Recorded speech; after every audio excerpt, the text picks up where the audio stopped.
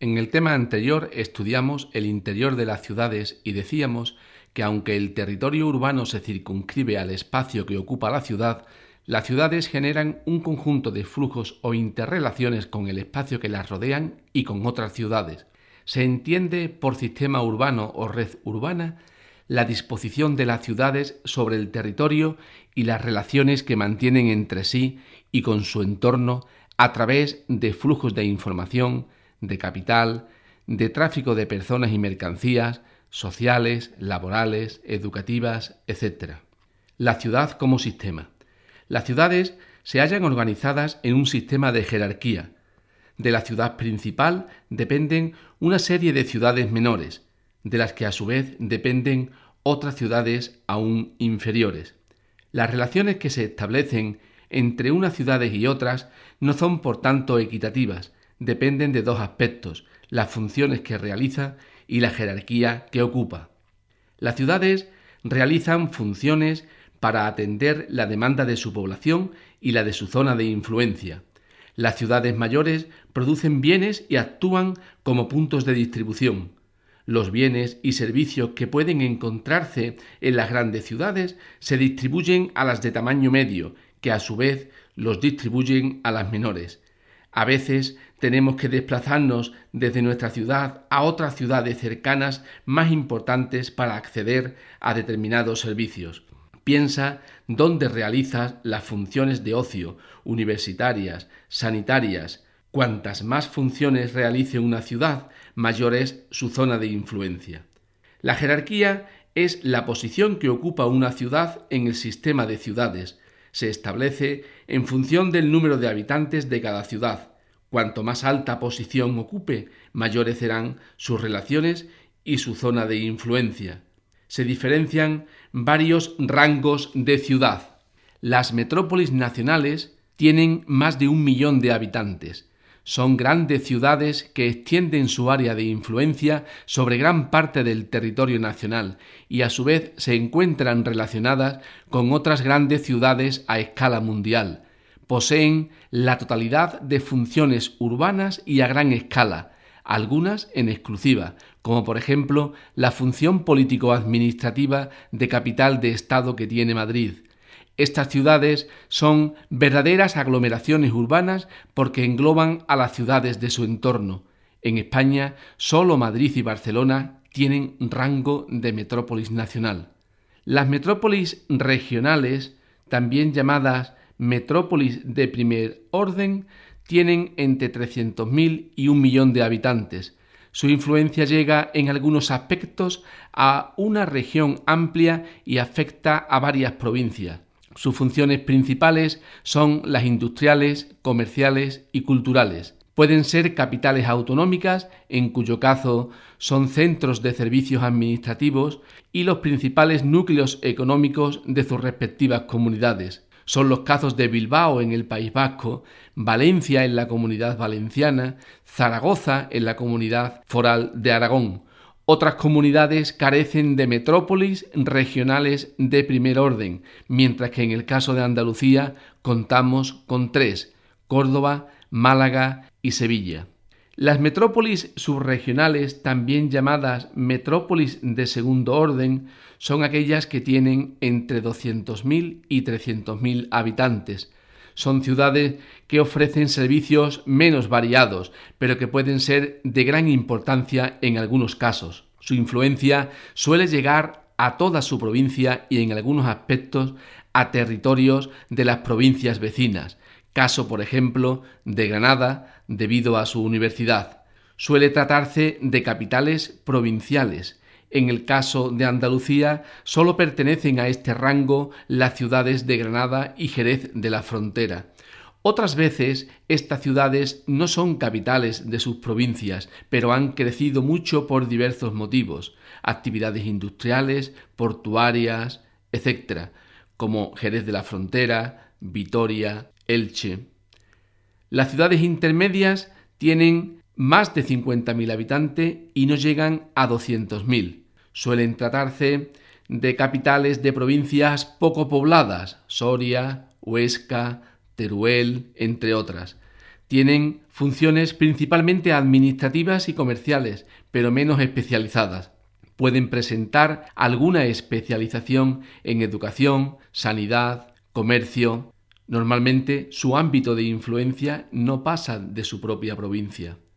Finalmente, las ciudades pequeñas tienen entre 10.000 y 50.000 habitantes. Estas ciudades suelen prestar servicios a una comarca no muy extensa, aunque son importantes centros de transporte para su zona.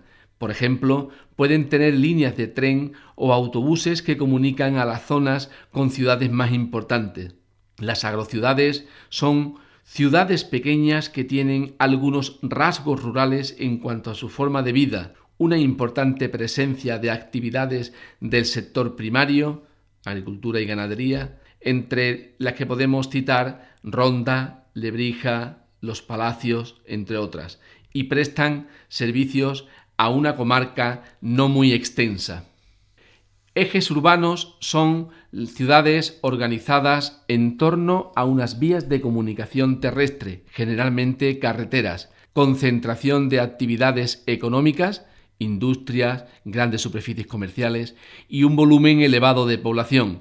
En España hay 5 ejes de desarrollo: el eje gallego, cantábrico, mediterráneo, andaluz, Valle del Ebro y uno en formación, el eje Barcelona, Zaragoza, Madrid, Lisboa.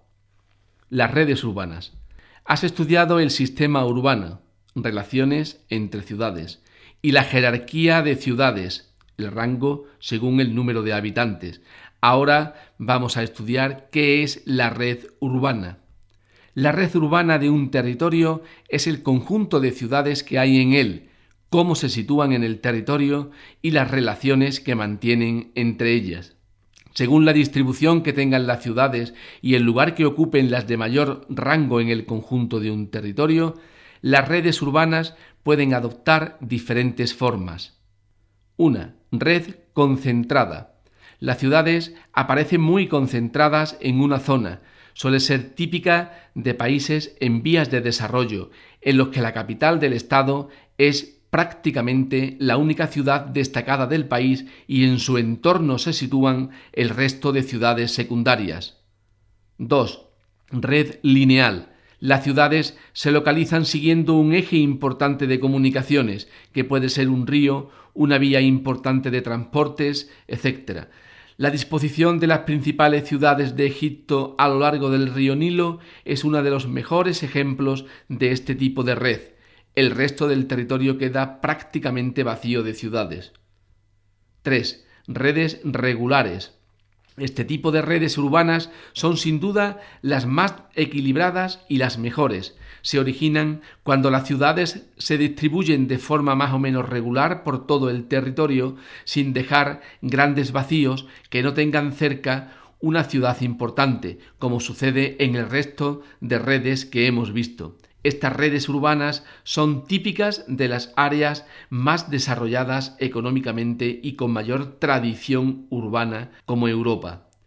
4. Red radiocéntrica. En este caso, las principales ciudades de un territorio rodean a una gran ciudad que se sitúa en el centro y organiza la red de comunicaciones.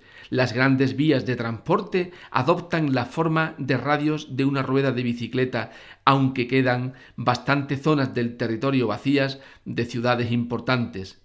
La red urbana de España, con Madrid en su centro, es un buen ejemplo de este tipo de red. 5 y última, red dendrítica. En este tipo de red, las ciudades se acumulan en la costa y en el interior del país queda bastante vacío, con alguna que otra ciudad que se comunica con las de la costa por algún río. Se da en países en vías de desarrollo que fueron colonias europeas. En los países desarrollados, las redes urbanas suelen ser densas. Hay muchas ciudades irregulares, es decir, están bien distribuidas por todo el territorio. En los países en vías de desarrollo, en cambio, las redes urbanas suelen presentar muchas desigualdades o irregularidades, como la acumulación excesiva en una zona y grandes espacios vacíos en otras. En la red urbana española, las ciudades principales, a excepción de Madrid, se sitúan en la periferia, formando ejes costeros que concentran la mayor parte de las infraestructuras de transporte y las principales actividades económicas. Estos ejes rodean la región central de la península, poco urbanizada con la excepción de la gran aglomeración de Madrid, que sirve de conexión entre los principales ejes urbanos de la periferia. Si has viajado alguna vez al norte de España, habrás notado que es obligado pasar por Madrid, con el inconveniente que eso conlleva de tener que soportar el denso tráfico de la ciudad al pasar por sus inmediaciones. Es uno de los inconvenientes de la red urbana radiocéntrica. Las conclusiones más importantes sobre la red urbana española son las siguientes. En primer lugar, en España hay pocas ciudades de tamaño grande, la mayoría apenas supera los 250.000 habitantes. En segundo lugar, y de modo general, las mayores ciudades se sitúan en la periferia y cerca de la costa, exceptuando Madrid y Zaragoza.